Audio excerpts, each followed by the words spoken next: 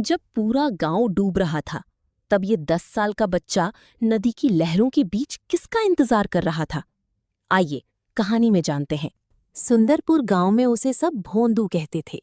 वो इतना सीधा था कि कोई उसे झूठा पता बताता या उसके हिस्से का खाना खा जाता तो वो बस मुस्कुरा देता।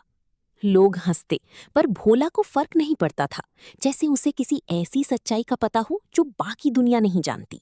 दुनिया के लिए भोला अकेला था, पर वो कभी अकेला नहीं था।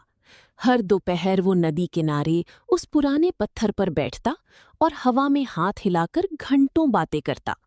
कान्हा, आज फिर माँ ने गुड़ दिया है, आधा तेरा आधा मेरा। गांव के लड़कों ने उसका मजाक उड़ाने के लिए चुपकी से वो गुड़ उठा लिया और चिल्लाए, अरे भोंदू, तेरा कान्हा सिर्फ एक वहम है। भोला की आंखों में आंसू थे, पर उसने सिर्फ इतना कहा, तुमने स्वाद चखा होगा, पर उसका प्यार तो मैंने महसूस किया है। फिर एक दिन गांव में भयानक तूफान आया। नदी का बांध टूट गया और मौत की लहरें गांव निगलने के लिए आगे बढ़ीं। सब अपनी जान बचाने के लिए भाग रहे थे, पर भोला नदी किनारे अपनी जगह से टस से मस नहीं हुआ। लोग चिल्लाए, भाग भोला, मर जाएगा। पर भोला शांत था।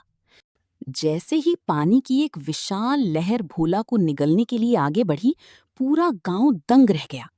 पानी भोला के पास पहुंचते ही दो हिस्सों में बट गया, जैसे किसी अदृश्य दीवार ने उसे रोक लिया हो। तूफान थमा तो गांव वाले दौड़कर उसके पास पहुंचे।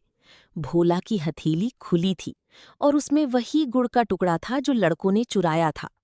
भोला रोते हुए मुस्कुराया और बोला, कान्हा ने कहा, भोला, तेरे हिस्से का मीठा कोई और कैसे खा सकता है?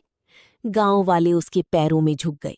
उन्होंने जान लिया कि ईश्वर को पाने के लिए चतुराई नहीं, केवल भोलापन चाहिए। राधे कृष्णा।